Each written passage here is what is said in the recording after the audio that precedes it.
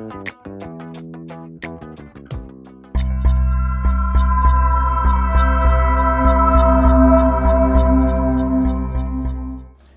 boa noite a todos. Prazer mais uma vez estar aqui com todos.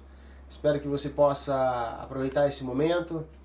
Mais uma vez o programa da Primeira Igreja Batista, e nós queremos estar nesses minutos seguintes compartilhando a palavra de Deus e juntos estarmos tendo essa comunhão, mesmo que não é uma comunhão física, presencial, mas é uma comunhão que compartilharemos juntos, mesmo você na sua casa e eu aqui, da palavra de Deus. Você pode acompanhar a gente também, não somente no YouTube, mas pode acompanhar-nos também no Facebook. E aconteceu um pequeno probleminha recentemente no programa de rádio, mas nós vamos tentar consertar. Mas então fica nesses 3 canais que você pode nos acompanhar: Facebook, YouTube ou o nosso programa de rádio. Muito bem, vamos aproveitar o tempo o máximo que puder.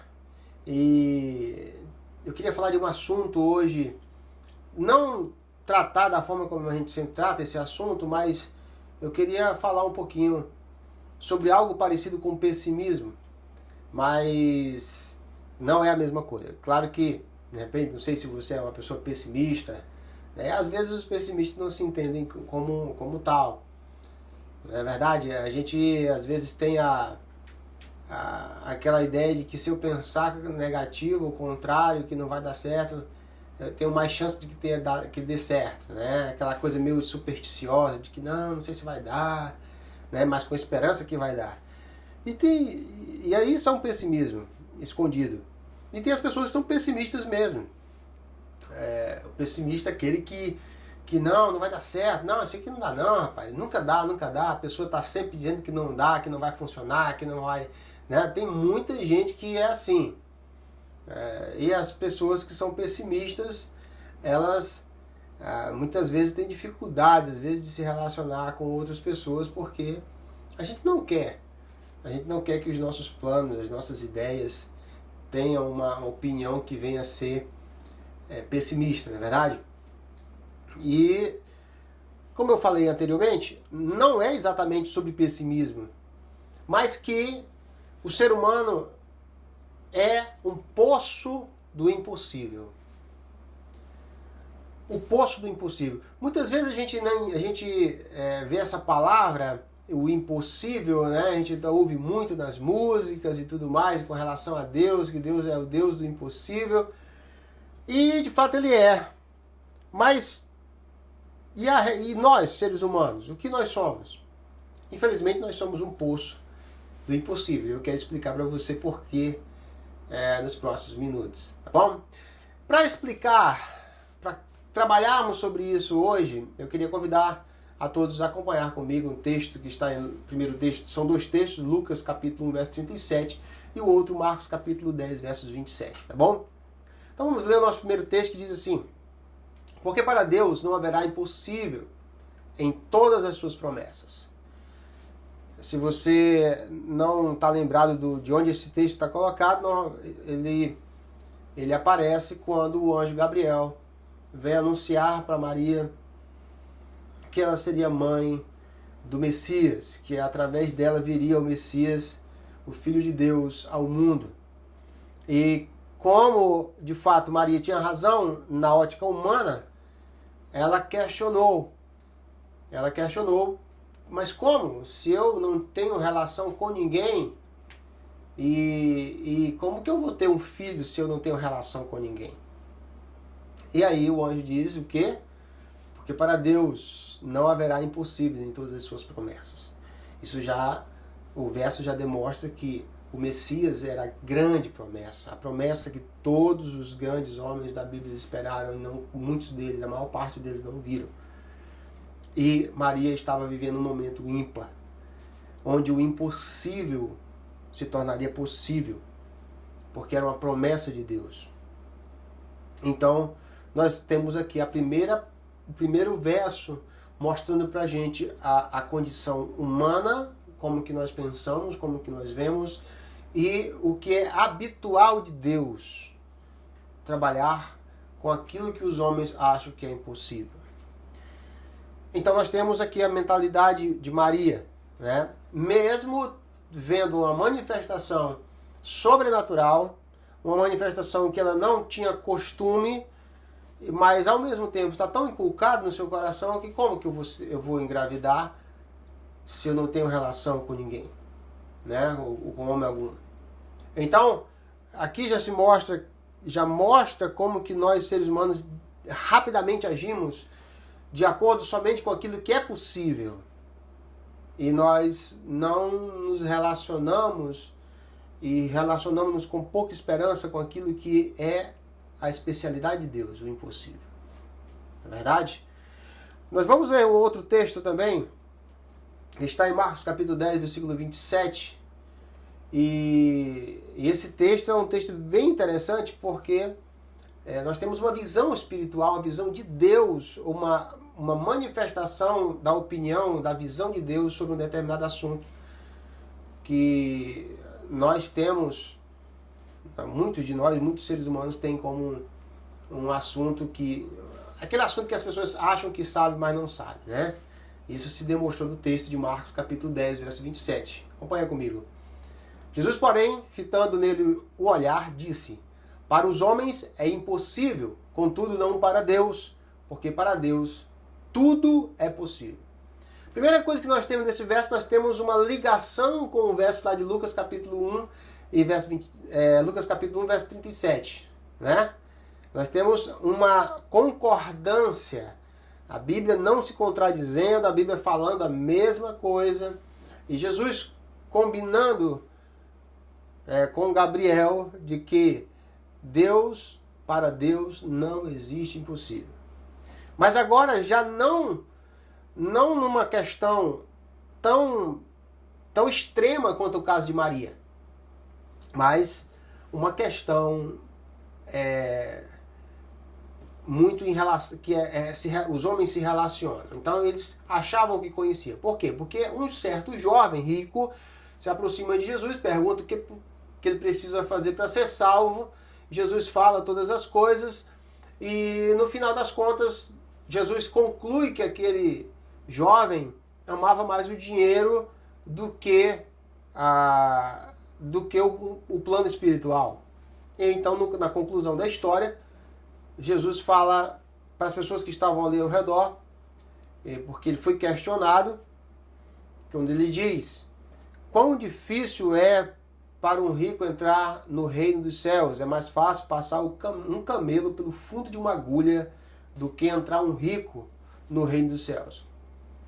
Primeiro que, no contexto, a gente percebe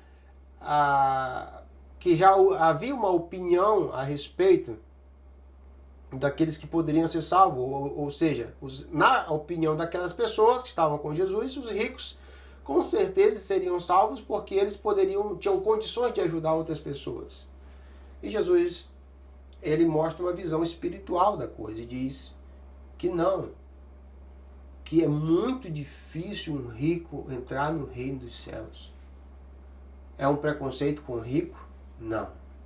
Mas o que acontece? O rico, a partir do momento que ele vai construindo a sua riqueza, ele também vai construindo a ideia de que o dinheiro é a sua mais forte segurança. O dinheiro é o seu rochedo. O dinheiro é a sua sustentação. O dinheiro é a sua cura. O dinheiro é o tratamento. O dinheiro, então, Jesus mostra que é impossível um rico se salvar. Ele diz que não é tão difícil, mas é parecido, é como que fosse, é tão possível quanto um camelo passar pelo fundo de uma agulha. E nós sabemos que é impossível. Nós sabemos que é impossível. E ele fala não por causa da riqueza, ele fala porque a riqueza constrói um Deus, o Deus do dinheiro. E aí Jesus fala que quando eles questionam Jesus, então eles dizem que então quem é que pode ser salvo? Se o rico não é salvo, o rico que pode ajudar, ele não será salvo, quem é que vai ser salvo? Jesus disse: olha, para os homens isso é impossível, uma pessoa ser salva. Mas para Deus todas as coisas são possíveis. Então, eu não quero entrar dentro, analisar esse texto, mas eu quero analisar o que nós estamos vendo hoje. Essa questão do que tudo para Deus é possível. Tudo para Deus é possível. Mas nós, seres humanos, somos um poço de impossibilidades. Nós, seres humanos, nós temos a dificuldade de crer no impossível. E isso existe uma explicação para isso. Perceba que quando, lá em Gênesis, quando Adão e Eva eles cometem o pecado, quando eles comem do fruto que Deus disse que eles não comessem, eles se tornaram pecadores. E ao se tornar pecador, algumas coisas aconteceram, o livro de Gênesis mostra claramente. Algumas consequências vieram terríveis. Naquele dia em que Jesus inquiriu, no caso Deus, ainda não era a pessoa de Jesus Cristo, que é a mesma pessoa, com certeza, mas quando o Pai vem a inquirir os dois, ele passa a dar uma sentença com uma lista de derrotas que aqueles dois sofreram. E ele encabeça, ele direciona a Adão. E então ele passa a dizer que a terra se tornaria maldita. O lugar de habitação do homem agora era um lugar maldito. Ele passa a dizer que a mulher agora seria a dor do parto, seria uma dor quase que insuportável. A mulher passaria a sentir dor do parto. O homem sentiria dor, incômodos, quando ele fala do espinho, que agora a terra passaria a dar espinhos. Faz a gente pensar que não havia espinheiros antes da queda do homem. Mas ele passa e fala que a terra produziria cardos e espinhos, ervas daninhas, não seriam só as frutas, não seriam só as árvores lindas e belas do jardim, mas agora seriam plantas com espinhos que fariam o homem sofrer na sua lida, no seu trabalho, quando ele cultivasse a terra. A palavra de Deus naquele dia vem a Adão dizendo: Adão, hoje você será expulso.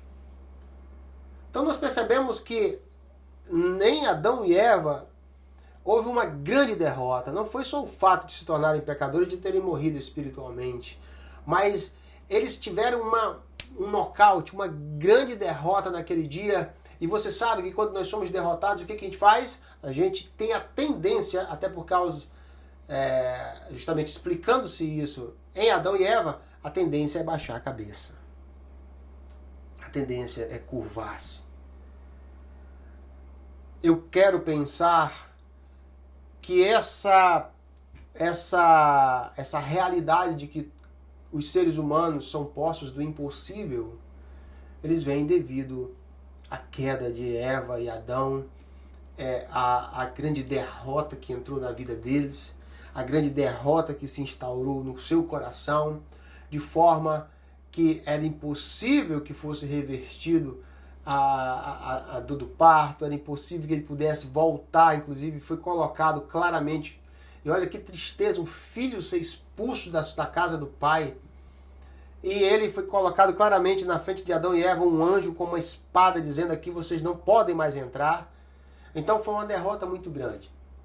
E eu acredito, especialmente dentro desse assunto, eu acredito que essa tendência à derrota, a não crer mais no possível, no impossível, ela vem por causa do pecado dos nossos pais, de Adão e Eva.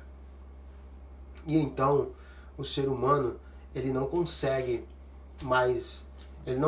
por mais que ele veja que tenha prova. A grande prova disso é a caminhada no deserto, quando Israel é tirado do Egito, e a gente lê hoje a Bíblia e a gente fica surpreso com aquele povo que, puxa, que cenário, imagina esse cenário, o mar se abrir e eles passarem a pé enxuto. Eles conseguiram ver um dia uma pedra, saindo água de uma pedra. Eles conseguiram ver coisas maravilhosas. Seus sapatos não se gastavam, suas sandálias não se consumiam de forma alguma, nem sua roupa. Mas esse povo, uma após outra vez, eles não conseguiam crer no impossível. Todas as vezes que o impossível acontecia, o que acontecia? Eles duvidavam, na próxima vez eles duvidavam que o impossível pudesse acontecer. Então nós percebemos uma coisa interessante. Primeiro, duas coisas nós precisamos analisar. Primeiro, Deus é o Deus ainda e sempre será o Deus que o impossível é besteirinha para ele. O impossível é para Deus como a gente comer uma fatia de bolo, um bom churrasco no final de semana. É uma coisa simples de fazer, é prazeroso, não é complicado para Deus, é muito simples. Mas o outro lado é que os seres humanos não acreditam nisso. Nós não acreditamos no impossível. Mas o interessante é que na Bíblia toda a gente percebe, de Gênesis a Apocalipse, Deus na frente do homem trabalhando com o impossível, tornando o que aos nossos olhos não é possível, tornando é impossível, tornando possível. Desde o Éden a gente percebe, desde o Jardim do Éden, a gente percebe durante toda a Bíblia, na relação, porque a Bíblia é uma relação entre Deus e os homens. A Bíblia não tem uma relação, não é uma relação entre Deus e os extraterrestres, não é uma relação entre Deus e os animais, é a relação entre Deus e os homens. E essa relação entre Deus e os homens, Deus está sempre trabalhando o impossível. Eu sei que eu poderia estar pregando aquela mensagem que Deus é o Deus do impossível, você precisa crer. Mas antes nós precisamos pensar uma coisa. Como nós somos incrédulos. Como nós somos frágeis. Nós encontramos pessoas que dizem que Jesus é o seu Deus, é o seu Senhor. Mas o próprio tempo, a nossa própria disposição devocional, a nossa própria disposição de vida espiritual diz que nós não cremos como deveríamos crer. Nós temos uma preguiça que denuncia a nossa fé no impossível. Ou, se você gostaria de deixar mais claro, na força do mundo espiritual. E você que segue a Jesus, você já viu tantas vezes na sua vida, né? Coisas inexplicáveis que aconteceram na sua vida, livramentos, portas que se abriram do nada, e aquilo ali tudo era Deus tornando os nossos impossíveis, os nossos medos de não acontecer, né? Os nossos planos que nós estávamos fazendo, que a gente pouco tinha chance, Deus vai lá e faz. Deus vai lá e realiza. Mas nós cremos pouco. Nós cremos pouco. O nosso tempo com Deus denuncia isso. Nosso tempo de oração. Nosso tempo de busca. As nossas aflições do dia, que muitas vezes nós buscamos todos e tudo antes de Deus. Eu, como pastor, acompanho pessoas que entraram em crises por causa da saúde, tiveram que enfrentar sérios problemas de saúde. E quando tudo já está tentado no âmbito humano, que não é errado, Deus deixou médicos, Deus deixou advogados, Deus deixou tudo que a gente pode usar a nosso dispor para se usar. O errado é deixar Deus por último. O errado é quando não tiver mais nada, aí eu me apego com Deus. É o contrário. É o contrário. Nós primeiro buscamos a Deus na crise. E eu, pela graça de Deus, não sei que crise virá, porque a vida promete, né? Jesus diz que cada dia tem o seu mal. Eu não sei se nas próximas crises da minha vida o que eu farei, mas até hoje, as que eu tive, quando se mostrou na minha frente, eu caí de joelhos, buscando aquele que eu sei que pode fazer a diferença. E aí depois a gente busca aqueles que Deus está mostrando que a gente tem que buscar. E muitas vezes nós nem precisamos, porque Deus resolve. Deus resolve. Mas nós somos um poço de impossibilidades por causa da fraca fé que nós temos. Só que nós podemos mudar isso. Nós podemos mudar isso. De Davi, ele fala muito disso. Você sabe que a relação de Davi, a relação que ele tem com Deus é uma relação de uma crença. Né? Ele diz, olha, pode cair 1000 à minha esquerda, 10.000 à minha direita, mas eu não serei abalado. Você percebe a confiança de um homem de Deus. A confiança. Né? Aquele que tem Deus como a sua força, como a sua cidadela, como o seu forte refúgio. Mas nós precisamos aprender sobre nós mesmos, sobre a nossa falta de fé, sobre aquilo que nós não cremos. Você que segue Jesus, nós precisamos, nós que seguimos ao Senhor Jesus Cristo, entender uma coisa. Nós precisamos entender que esse Deus quer se relacionar conosco e Ele quer entrar numa comunhão diferente conosco, onde o impossível para Ele não é nada.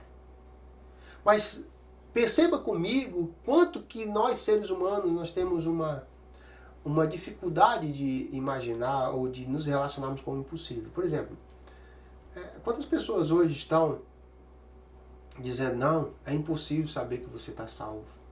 Não dá para saber que você está salvo. É uma loucura dizer que dá para saber da salvação agora. E isso mostra claramente como nós nos tornamos justamente igual aos nossos pais, Adão e Eva. Um poço de impossibilidades. Porque a Bíblia diz claramente que se eu crer no Senhor Jesus Cristo, né, se com a tua boca confessares ao Senhor Jesus, e em teu coração tu crês que Deus o ressuscitou e entre os mortos será salvo. O livro de Romanos fala claramente isso. Então a salvação é hoje. E o interessante é que Deus, talvez gostaria que você pudesse entender comigo isso, foi a única coisa que foi impossível para Deus. Impossível para Deus. Se existiu uma coisa em toda a existência do universo, para Deus existiu uma impossibilidade. Um dia. Foi o dia que Ele, o Pai, negou o que era possível ao seu Filho. No nascimento de Jesus nós vemos uma impossibilidade acontecendo. O Filho de Deus vindo ao mundo, a dúvida na cabeça daquela jovem virgem, e ali o anjo dizendo, olha, vai acontecer o impossível, porque não haverá impossíveis diante de Deus. Mas quando aquela criança se tornou adulta, que fez 33 anos de idade, e quando ele foi levado para ser morto por causa dos meus pecados e dos seus pecados, naquele dia aconteceu a única coisa em todo o universo impossível para Deus. Só houve uma coisa. Se você tem dúvida que Deus te ama do jeito que você está agora, talvez você tenha vivido uma vida de fato de incredulidade, longe de Deus. Não existe a possibilidade para você de um relacionamento com Deus. Para você, Deus está longe. Para você, Deus não existe. Para você, eu queria dizer para você, escute, como Deus te ama. Como Deus nos ama. Como Ele montou um plano perfeito para atrair você até Ele. E para demonstrar que Ele te ama de verdade, só aconteceu um impossível em toda a existência. Em toda a existência, só aconteceu um impossível para Deus, onde foi uma oração do próprio Filho. Do próprio Filho. Onde Ele diz, onde Ele está sofrendo, Ele está angustiado, porque como Ele era Deus, Ele sabia que iria sofrer antes, durante e na crucificação, naquele dia terrível. E naquele dia lá no Jardim das Oliveiras, no Monte das Oliveiras, a única coisa que Deus não pôde fazer, porque Ele te ama e Ele me ama, Ele negou a oração do próprio Filho que diz, Pai, se possível, passa de mim este cálice. E Deus diz, filho, é impossível. É impossível. Ele orou 3 vezes, dizendo, Pai, se possível, passa de mim este cálice, não me deixa passar por esse momento. E o Pai diz, eu não posso. Eu queria que você nesse momento pudesse se colocar na seguinte frase, ou nas seguintes palavras de Deus. Coloca o seu nome. Quando Deus diz, filho, eu não posso, porque eu amo. Aí você coloca o seu nome. Eu amo muito Dauro. E se você não morrer, ele irá para o inferno para todo sempre. E eu não quero isso. Naquele dia, Deus negou a oração do filho. Algo impossível foi pedido. Quando Jesus pede, Pai, se possível, passa de mim esse cálice, algo impossível estava acontecendo diante de Deus. Porque Deus te ama. Porque Deus ama você e ama a mim. E porque nós somos um poço de impossibilidades, filhos de Adão e Eva, pecadores. Foi essa a razão pela qual Jesus morreu na cruz do Calvário.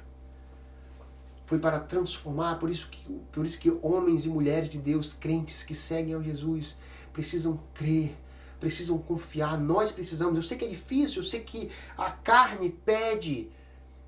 Não podemos nunca julgar alguém que teve uma crise de fé, não podemos nunca julgar alguém que fraquejou de forma alguma, porque a carne, o próprio Jesus Cristo, ao sofrer a angústia, naquele dia ele teve a tentação e disse, Pai, se possível, passa de mim este cálice. Mas quando ele viu que não era a vontade de Deus, aí ele firmou os pés, como se diz, e ele foi para a cruz. Os que seguem a Jesus precisam entender que nós precisamos ser como Jesus. E aquele que não está seguindo ao Senhor Jesus Cristo, ele estava morrendo pelos seus pecados, pelos meus. Com o objetivo de que você pudesse, neste momento, poder dizer, eu creio.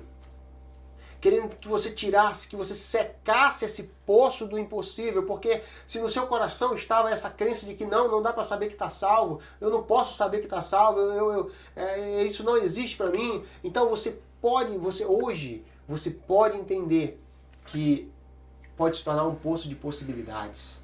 Você pode ter a sua vida transformada, você pode ter a sua vida confirmada, seus pecados perdoados e a sua vida confirmada na eternidade.